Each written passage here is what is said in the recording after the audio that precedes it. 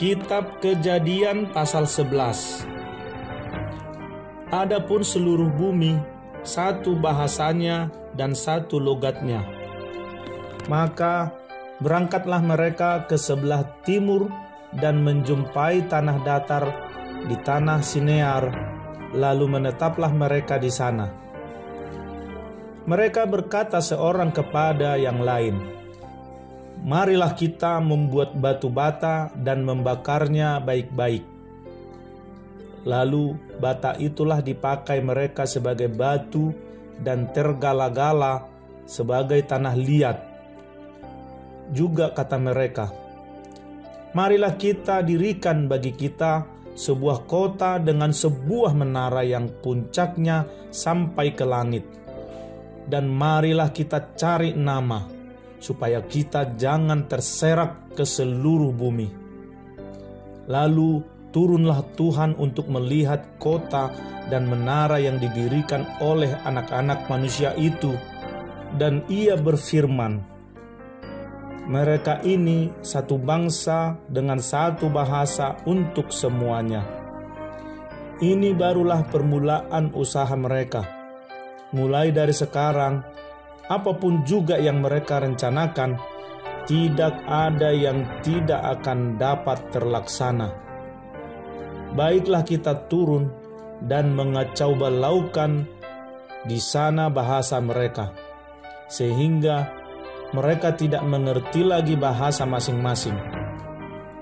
Demikianlah mereka diserahkan Tuhan dari situ ke seluruh bumi, dan mereka berhenti mendirikan kota itu. Itulah sebabnya sampai sekarang nama kota itu disebut Babel, karena disitulah dikacau balaukan Tuhan bahasa seluruh bumi, dan dari situlah mereka diserahkan Tuhan ke seluruh bumi. Inilah keturunan Sem. Setelah Sem berumur 100 tahun, ia memperanakkan Arpaksad 2 tahun setelah air bah itu. Sem masih hidup 500 tahun setelah ia memperanakkan Arpaksad, dan ia memperanakkan anak-anak lelaki dan perempuan. Setelah Arpaksad hidup 35 tahun, ia memperanakkan Selah.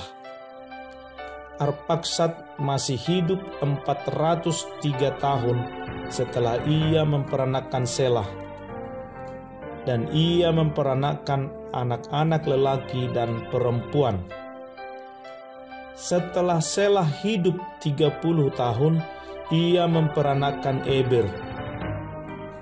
Selah masih hidup 403 tahun setelah ia memperanakkan Eber, dan ia memperanakkan anak-anak lelaki dan perempuan.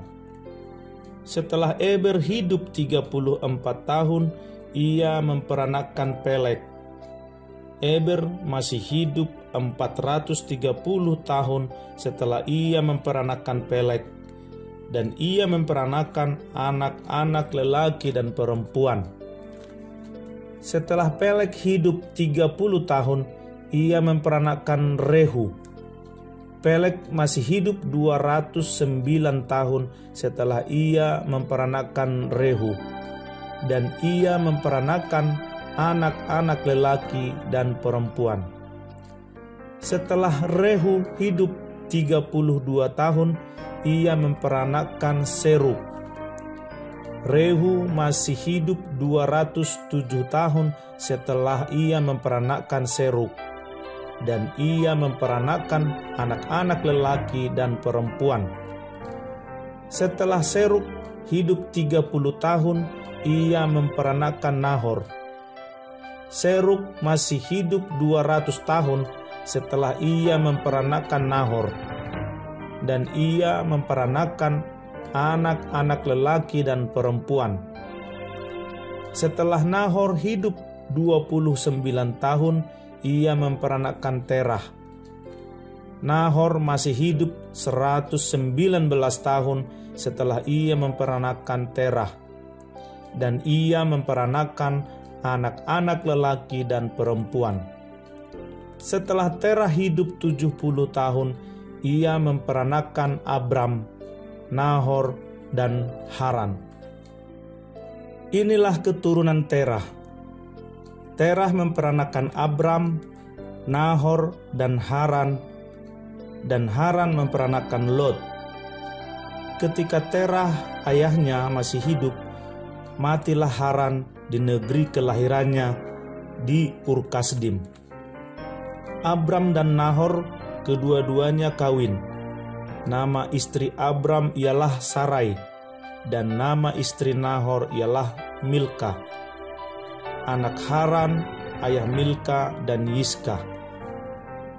Sarai itu mandul, tidak mempunyai anak. Lalu Terah membawa Abram, anaknya, serta cucunya Lot, yaitu anak Haran, dan Sarai, menantunya, istri Abram, anaknya. Ia berangkat bersama-sama dengan mereka dari Ur Kasdim untuk pergi ke tanah Kanaan, lalu sampailah mereka ke Haran dan menetap di sana. Umur Terah ada 205 tahun, lalu ia mati di Haran.